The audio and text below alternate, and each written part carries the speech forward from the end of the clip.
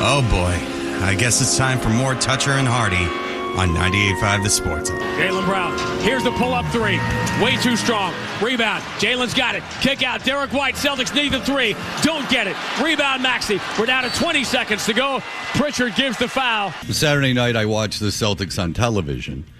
I did not hear the radio broadcast, but obviously we're down with Cedric Maxwell. John is friends with Cedric Maxwell to the point where Cedric Maxwell feels very comfortable talking about his attraction to John's wife.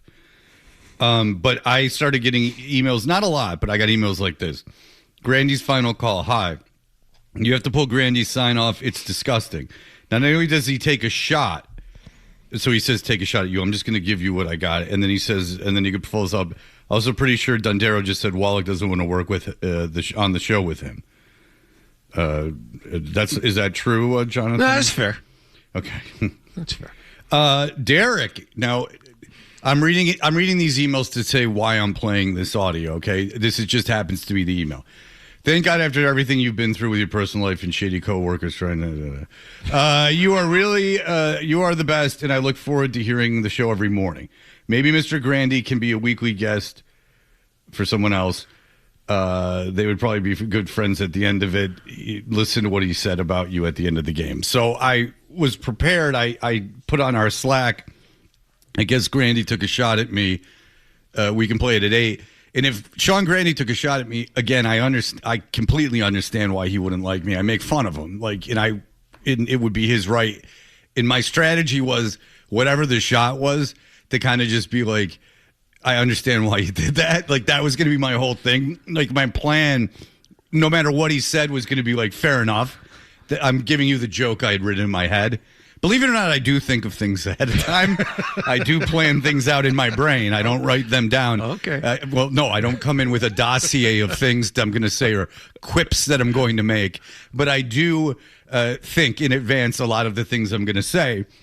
So I didn't want to hear the audio. This is the way the show operates, at least the way I operate. I don't want to hear the audio beforehand. But no matter what he said, my joke was kind of going to be fair enough. Because, again, I'm...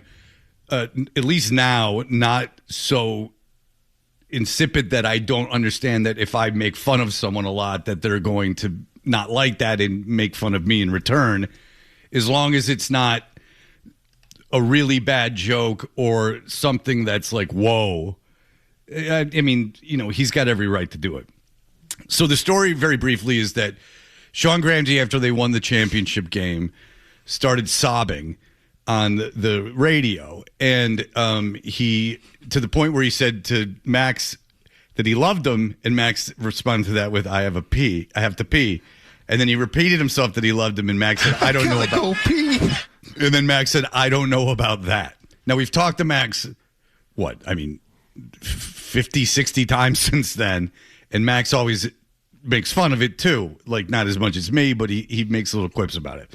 So it turned out that, I said, if Grande better be leaving this job, not fired, leaving this job for something else, if he's going to be crying because they just won the championship, what the hell are you doing making this about yourself? Well, it turns out Grande didn't leave, and then he turned around and said on the air, made it sound like I was making everything up about him leaving, when John and I were in meetings about him possibly leaving. And the clowns on morning shows. And he has every right to call me he does. I make fun of him. That guy on the morning show. I understand why he wouldn't like me. And I think Sean's a really good play-by-play guy. But the reality is there was this idea that he was leaving the radio aspect and could be doing something else, to the point where John was going to leave the show possibly. I think every play-by-play guy, Fred, and again, yeah, he doesn't like you. Most people don't like you. But and further in Grande's defense, I think most play-by-play guys end this season by saying things like, I love you. And I think you know that. I think that's that is true. Most of them sign off. Sosi does it at the end of every Patriots season. The Thunder Moneyball guy, I'm sure, said it. Well, you remember John Madden? We would get the telestrator and just put a heart and then right over Summerall's face. And he would just give it to Pat Summerall. Thank you. So anyway, to kind of apparently whatever he says about me is or the show or whatever is really not much. But this is we like to play these. This is Grande after signing off for the season after the devastating Game 7 loss and the devastating loss to the 76ers, which is really a shame. It would have been great if they played the Knicks. And here we go. A season that began on opening night in this building against the Sixers. And on that night, whatever anybody says now, whatever they pretend changing history, nobody picked the Celtics ahead of the Sixers at the start of this year. Okay, but the thing is that you spent the entire season making fun of it being a gap year to the point where I think that he coined the term gap year. Sean might have even coined that term to stick it in everyone's face about how dare they not think they were going to be good. See, this is the problem. You can't do that. It's just so aggravating. You can't go, see, they're really, really good. And you know what? If you thought they were going to be good and no one else did and they're good, congratulations. That's awesome. You saw something no one saw. You know a lot about basketball. But you can't ride that. Come on, guys. You can't ride that for 5 months. Then they lose and go, oh, yeah, but it was everything that you said. Like, no, you spent a year gloating about how genius you are and how wonderful the team is. Well, I don't know how. And again, I listened to this once, but I can't remember how he deals with this first round loss. A season that began on opening night in this building against the Sixers. And on that night, whatever anybody says now, whatever they pretend changing history, nobody picked the Celtics ahead of the Sixers at the start of this year. The season began, and everybody called it a gap year at the start, and then I started doing it satirically during the year when the Celtics just kept winning crazy games and putting up a crazy scoring differential, and the Celtics for 82 games played as a top 4 team in the NBA.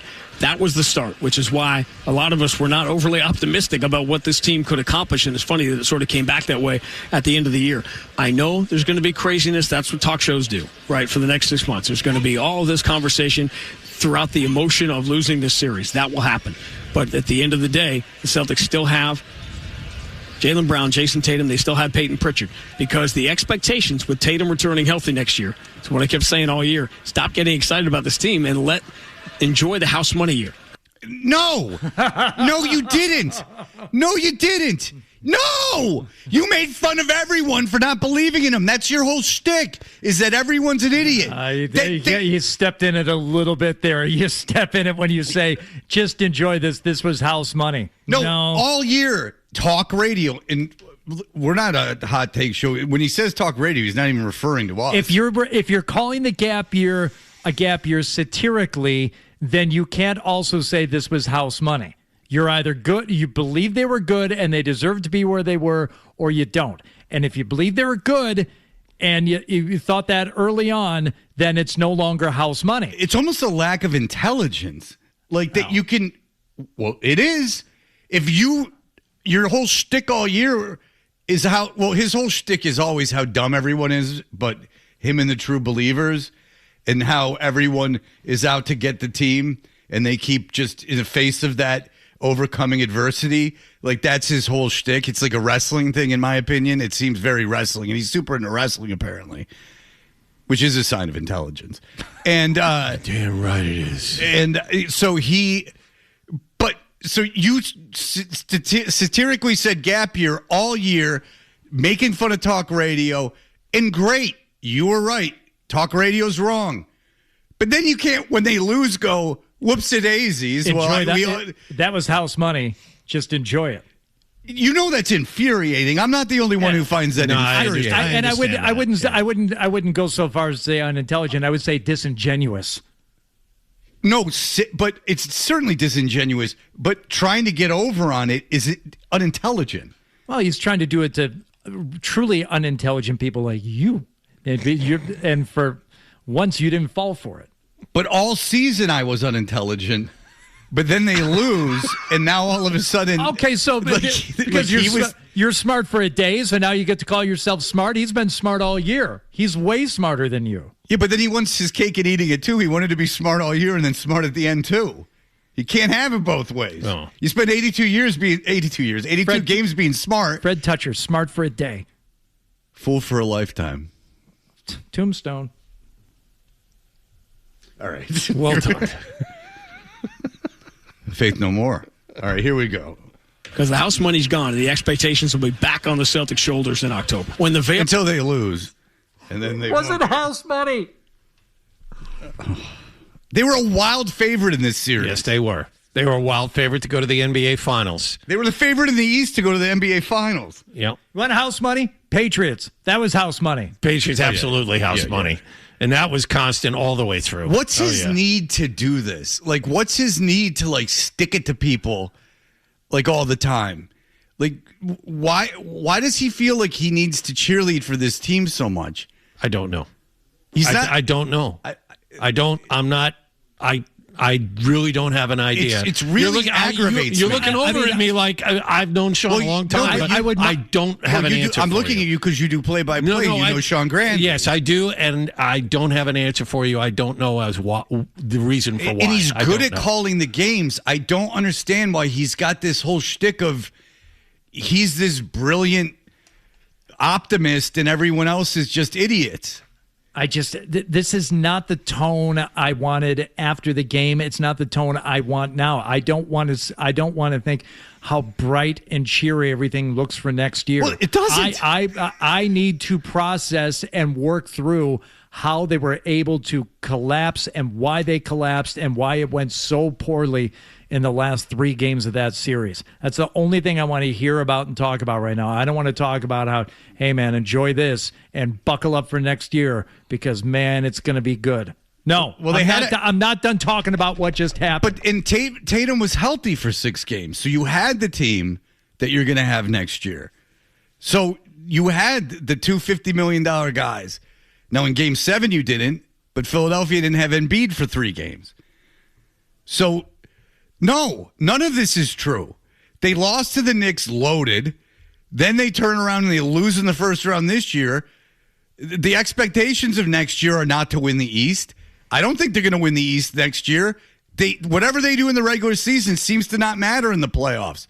And I don't know what they can add in the offseason that's going to make them so good in the playoffs. We'll get into that with John Karalis next, but they have a few moves available to them, but short of trading either Tatum or Brown, not a massive one available. Which is exactly the point, is that like this is the team and there's no reason. And this isn't a fatalistic like sports takey thing. You lost in the first round of the playoffs this year.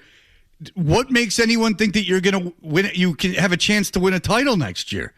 No matter what you do in the regular season, it doesn't matter. In a 7-game series, just found out. In a 7-game series, well, you found out last year too. In a 7-game series, these teams that don't look as good at you in the regular season are better than you. The matchups absolutely matter. Yes, the matchups matter in 7-game series. Yes. You can coach your way out or do whatever you want in these one-off games, but in a 7-game series, you lose. Neemias Queta, as great a story as he was during the regular season, and Brad Stevens was heralded as a genius for sticking with him and making him the starting center. You put him in the same ring as Embiid, at least 75%, you suffer. And as nice a player as Nikola Vucevic was, he didn't shoot well in the playoffs and can't defend a good center. So there you have it. It matters. Playoffs, matchups matter a ton. And the players you have during the regular season are nice, but if they're not ready for certain players in the playoffs, you suffer. That's what you found out. And Brad Stevens won't make the same mistake twice. Well, you lost to a play-in team. So, I mean, they're so good now. They're a play-in team. When the veil comes off now, the idea that this particular team was a championship contender, I think the reality that they weren't was apparent over the final few games. Matt Stenberg produced all year. Tyler Newsom was with us here at the Garden. Studio crew led by Joe Murray, Sean Silver all year, Mary Mena, Rick Radzik at our flagship station 90. Oh, Jesus, Josh. I didn't get a shout out. I did a game. I did one. Not even a mention. You're part of the crew. I guess studio crew all year. Yeah. Sean Silver all year, Mary Mena, Rick Radzik at our flagship station 98.5. So many people to thank, but we get to this point every year, and the people we want to thank most are all of you who go through a lot of hoops to hang out with us. Yeah, you go through a lot of hoops. It's a double meaning. Kaboom. It's a double meaning. Kaboom. People call basketball hoops. Match up the audio to the video with the 18. Yeah, get over that, Sean. No one's doing that. I got news for you. He's got a camera on him. People can watch him. I didn't. Yeah, you can sync up if you want to. Yeah, there's social media posts with them, and they do well. I call into question how many people are syncing the game. I think there are a lot of people who do that. I hope they do. Yes, people listen to this radio station a lot. They listen to the radio station more than they listen to those games. Go ahead. No, I listen to a lot of basketball on the radio. I listen to a lot of hockey on the radio, and I prefer the calls from our guys. I do not sync it up when I'm watching it on TV. Again, I'll do it for football sometimes. I'm not insulting their broadcast. Everyone knows I love Max if you listen to the show. And I think Sean's a really good play-by-play guy. I'm not making fun of their broadcast. I'm disputing the notion that people sync up their TVs. I hope they do. They're on our radio station. That would be great. And please go do it. I'm just not sure how many of you are doing it. It's hard. Like, it's not just easy. If you could just play the radio and it was syncing up, of course I'd do it. Especially when you're streaming, and it's really hard. Well, I mean, yeah, everything's really a disaster hard to do. All right. Let's continue because Adam, you're gonna have to give me like a minute or so grace here. So let's go. To hang out with us, to match up the audio to the video with the 18 different ways games are delivered right now, but. You guys are the reason that Max and I do what we do every year. I don't want to get too far into it, and thanking you guys because all your friends on the morning show will, make a story out of it. No. Fair enough. I mean, he's again. That's a reasonable thing to say because he's right. This is the one thing he's gotten right so far.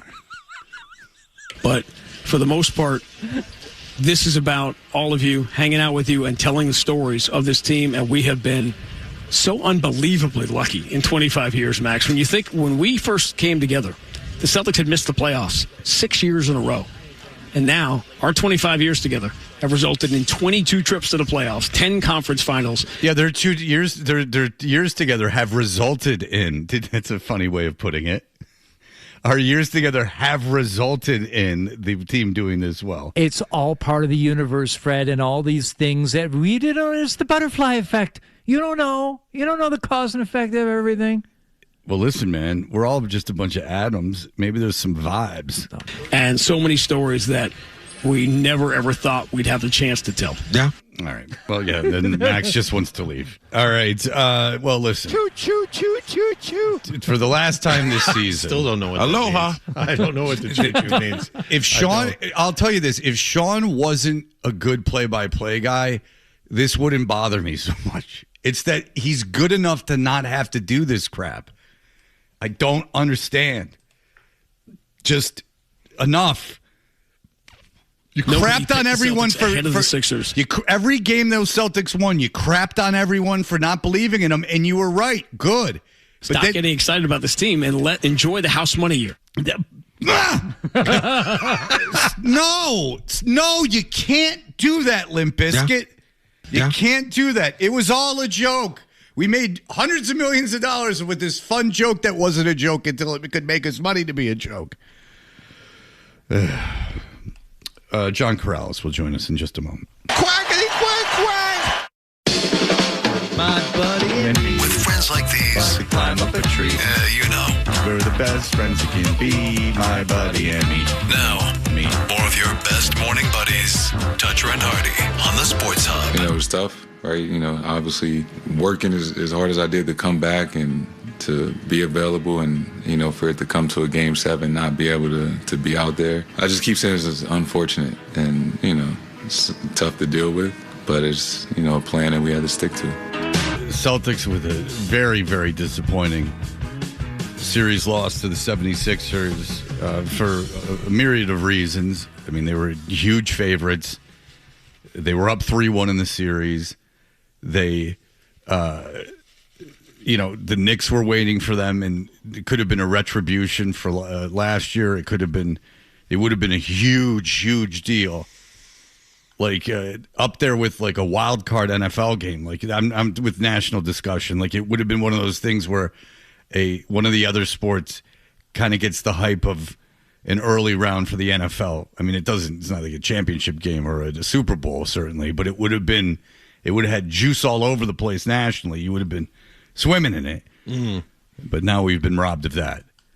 I could give or take the Celtics, but I was certainly hoping for them to win that Game 7. Would have loved to seen them play the Knicks. John Karalis is a friend of ours, and he covers the Celtics for Sports Illustrated. Hello, John. Hello. Very disappointing.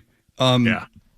Okay, what do you know about Tatum and the thought from the team and for him to keep him out of that Game 7?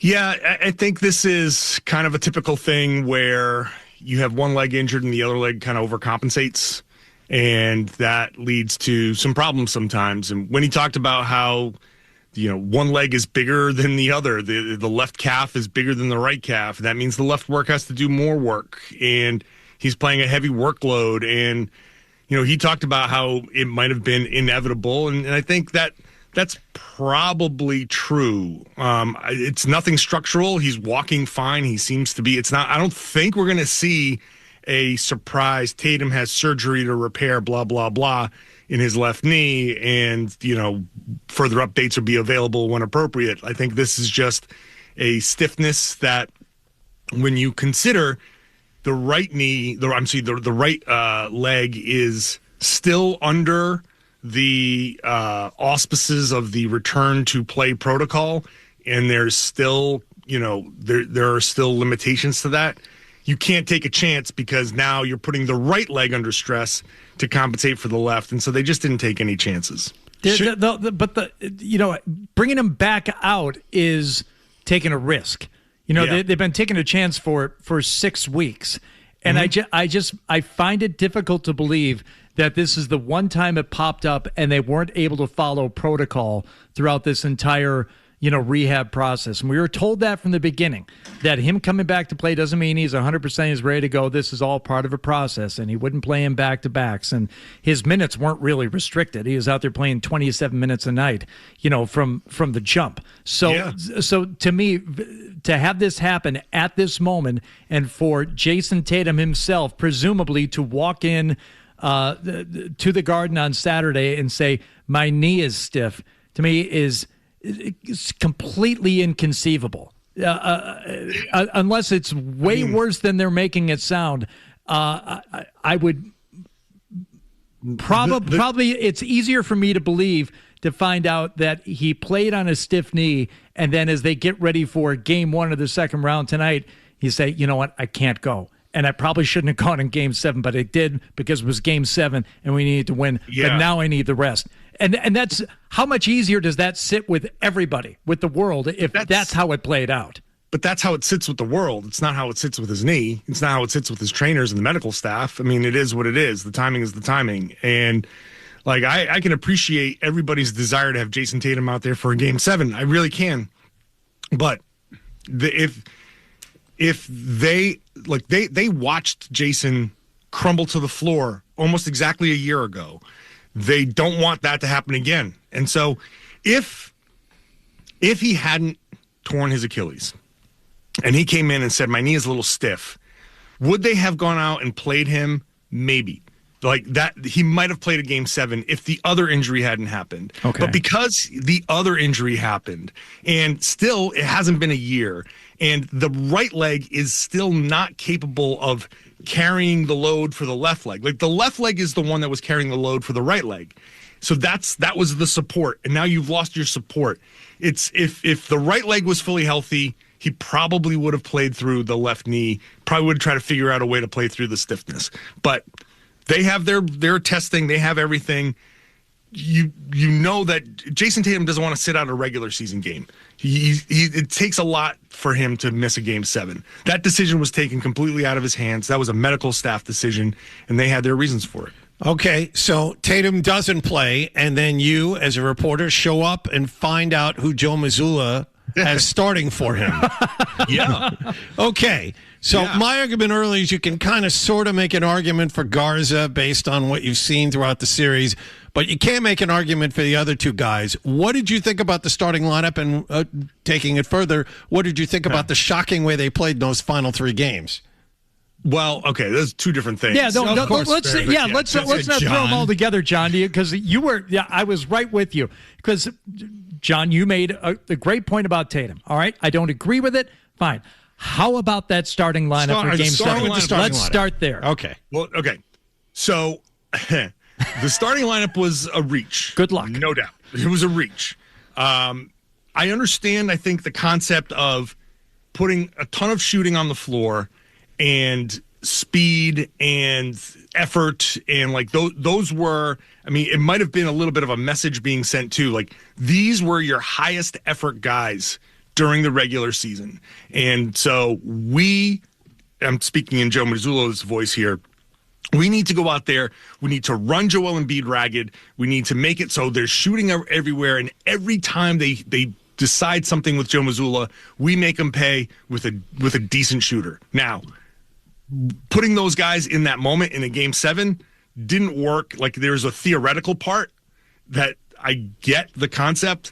In practice, it really didn't work, and maybe that's not the time they should have done that. If you wanted to push that button, maybe you push it in Game 6, or maybe you push it in the second half of Game 5 when things were, things were starting to fall apart. I can understand maybe one or two of those guys. And look, I have watched and I've seen Ron Harper Jr., a super confident kid that can, I do trust his ability to shine in moments, but that was he put them in a tough position to do that. But then he pulled Ron Harper 4 minutes in, and you go a different direction. Now, what happened in Games 5 and 6? I think that's on the players more than anything. I think there was a sense of we got this. They went up 13 in the third quarter of Game 5, and there's Philly makes a little bit of an adjustment, nothing major. And the Celtics' reaction was, no problem. They're cutting off our shooters. They're cutting off our path to the rim. No problem. I'll just bury them with a bunch of jumpers, and we'll just isolate, and I'll finish the job. And that's not how you beat Joel Embiid and the Sixers. The Celtics got away from that, and then they never got it back. They just kept banging their heads against the wall. And that's a player thing. And I think that's where some of the lack of supporting cast, the makeup of the team, the stuff that made us say gap year way back in November, that stuff showed itself in those moments, because that's where in 2024 Drew Holiday would step in and be like, guys, okay, listen, I'll take care of the next couple minutes. Everybody calm down. I'll handle this. They didn't have that type of player in that moment, in that Game 5 when it was falling apart, Game 6 when it was falling apart, to step in and kind of calm Jalen and Jason down. Like, I'll handle this while you guys, kind of recenter yourselves. How much recency bias do you think played into Joe Mazzulla's decision to go with that starting lineup based on the way that crew was out there playing at the end of Game 6? I'm sure that had something to do with it. Like they went out and played super slow. The Celtics played slow in Game 5 with Embiid there. They played slow in Game 6 after telling us we got to play faster. The players are the ones who are playing slow. So that's why I say, if you wanted to go with Ron Harper, you want to send a message, put Harper and those guys, Baylor, play them a few more minutes in Game 6 when it's starting to fall apart, knowing that you have a Game 7 to fall back on. Yeah. Send that message in Game 6. Like that's the part where I felt like if you were willing to press that button, then you should have done it earlier. You shouldn't have done it at the beginning of Game 7. So yes, they were very much reacting to Games 5 and 6, and I think that's something that they're going to have to live. The players are going to have to live with. I think Joe's going to have to live with being underprepared for Joel Embiid and all of that. I think that this was a failure on a bunch of different levels. You brought this up just now, but I think it merits scrutiny again. Joe Mazzulla's bombs away approach of offense has understandably come under some scrutiny after watching what we just watched the last 3 games. Do you think moving forward he will change it at all?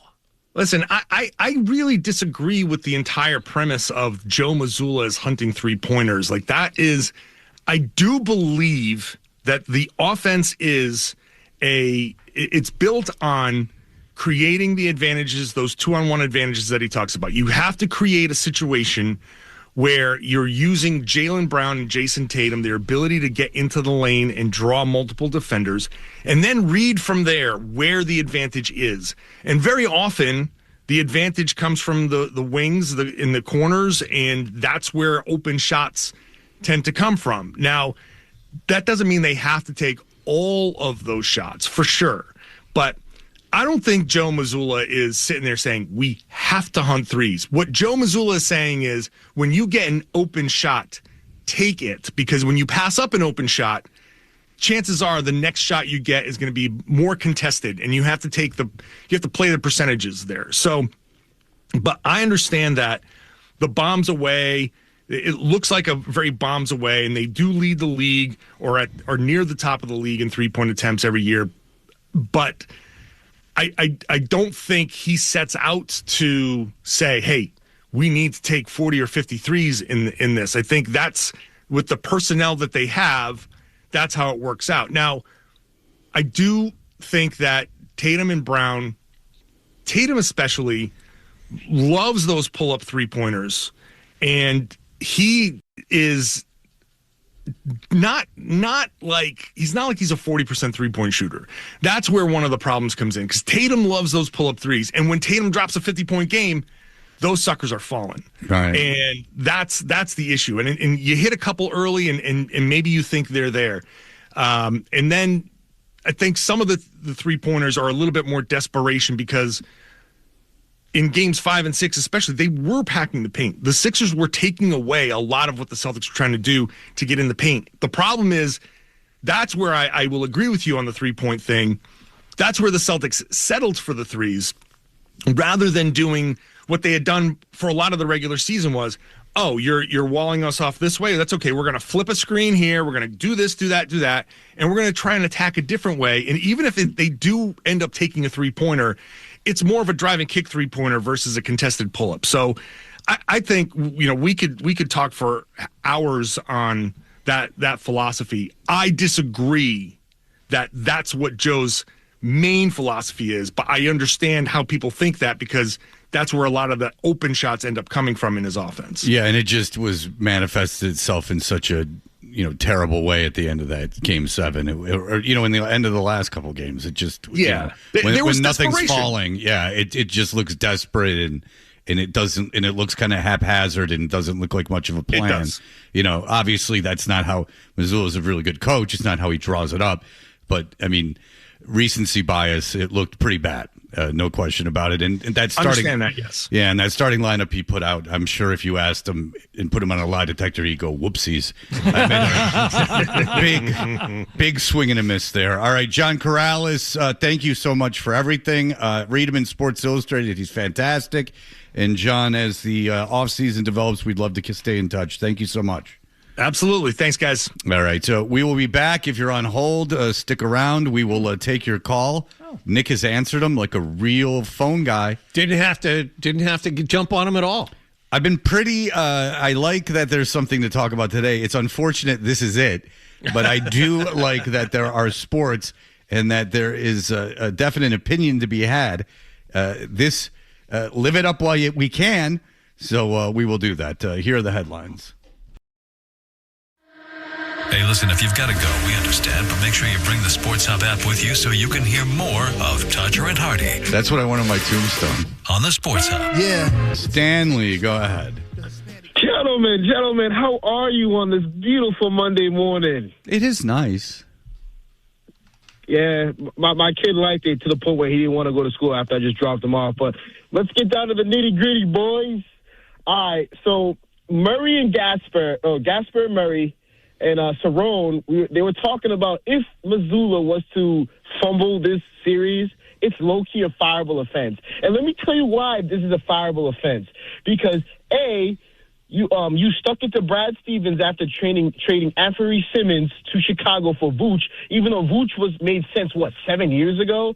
The second point that I'm trying to make here also is that the fact that I've come to learn that as much as outside teams or outside fan bases make fun of Tatum, I realized in Mazzulla's offense how important Tatum is because he balances it. Like the whole point you guys made about, hey, people are focusing on Tatum or Brown, whatever it is, and he was able to distribute the ball in this series, almost averaging, 8 or 9 assists a game. But the third thing is, too, is just like you guys said in the start of the season when the media were giving Mazzulla crap saying, and I quote, hey, are you by any chance going to change your offensive approach when it comes to the season? Are you going to stop shooting threes? And the guy from the Murray show said, the lie detector said that was a lie. And the fact that they kept doing the same BS, look, what happened in game 4, whatever game they killed them by 30, they were attacking the basket using mid-range shots. Pritchard was more involved. Pritchard barely even played the second half, which I just couldn't understand why. And also, too, it's come to my conclusion that Joe Mazzulla is not a good coach because you said it, Maserati said it, Murray said it, Holiday and Jaylen Brown against the Utah game this year, they were making adjustments or calling timeouts when it was needed because Mazzulla couldn't even do that for some odd reason. Right. All right. So suffice it to say, is it a fireable offense for Mazzulla to lose the series? No. But NBA coaches get fired quick. And the thing is that I don't know if they lose in the first round next season if that's not on the table. Yeah. Because that's 3 years in a row. Sure. You got two $50 million players. Sure. I mean, obviously, it's not a fireable offense this season. No, but it puts him on the clock. I agree with that. Right. I agree with that. He's a very good head coach considering for the regular season he got 56 wins out of that roster. Without Tatum, with Demias Queta as starting center, with Garza getting big minutes. I mean, there's a lot to be said about how this team overachieved during the season. Yeah. And Mazzulla is a big reason for that. Absolutely. But they lost in the first round of the playoffs to a play-in team. And then, if you this has changed. You lose like this, it changes everything. If you don't, go ahead. No, I would say with that roster, you'd say, well, you gotta play a different way in the playoffs. That roster is not great, and maybe they didn't have the ability to play a lot of different ways. Fine. You still have to make adjustments, and they weren't able to figure out the Joel Embiid problem. And to me, if you had had a better center to play 30 minutes, yeah, John, you would have changed But things. you were up 3-1 in a series, and you couldn't adjust to Embiid coming back, Right. and you had 3 games to adjust to Embiid coming back, and you couldn't. Thank you, Fred. You're not changing your entire offensive philosophy. You got to figure out how to slow down one guy. To me, that's the bigger offense than not being able to change things philosophically for an entire offense, especially with that roster. And I would point once again the decision to start those guys, even if Harper's only out there for 4 minutes, you spot those guys 9 points to begin that game 7. You give them the momentum. You give them all the confidence they need for the rest of that game. To me, that's more. Another first-round exit next year? Yeah, it's a conversation. Well, no. If they don't make the Eastern Conference Finals, I think it's a conversation. That's 3 years in a row that they haven't made the Eastern Conference Finals, and people have been fired for worse or less. For less after championships. Yep. We've gone over coaches of the year and the amount of longevity they've had after, and it's short. But NBA cycles through coaches like nobody's business. But what I mean by putting Joe on the clock is if this team starts next year and they're 22-34 or 22-31. I understand it isn't, but that kind of start will also. Sure. Oh, yeah. But and you're right. And who knows? Who thought they were going to lose to the 76ers? Maybe they'll come out horrible next year. But I don't think so. But say they are a 1 or 2 seed next year. And listen, I think Detroit, now that they've won a series, and I don't know if they're going to beat Cleveland, but they have a lot of money and a lot of ways to get better, and they're waiting till the offseason to do it. So that's just one team in the East. New York now looks like they're a better team than you too. So there's 2 teams that might be better than you. But I will say this. So my point is there's going to be competition in the East. If you don't make the Eastern Conference Finals next year, I think that the conversation of firing Mazzulla then comes into play because that's 3 years in a row. That's 3 years as a coach is a long time. and maybe you need to make a change. That's fair enough. Sure, you could easily make the argument that they would have lost even before Tatum got hurt. They would have lost that series to the Knicks. Then where you had no, they would have lost. They would have lost. The series you would have lost that series to the Knicks when you were the better team. You lost that series to Philadelphia. You were clearly the better team. Absolutely, and it starts now. You don't wait. It starts now. The conversation will start right now. Yeah. If they don't make the Eastern Conference Finals next year, that's a huge underachievement 3 years in a row. An Eastern Conference Finals is not impossible. Come on. It's not impossible. Indiana was in the as long as you finals 2 years ago. As long as you have those two guys, you are a threat to go a long way. And if I'm paying those two guys, I'm saying, why are we not in the Eastern Conference Finals? I want to be in the Eastern Conference Finals. All right. We'll be back in just a moment. We know about the injuries now that the Bruins players had sustained and were playing through, and that's always some fun to go through. We'll do that in just a moment.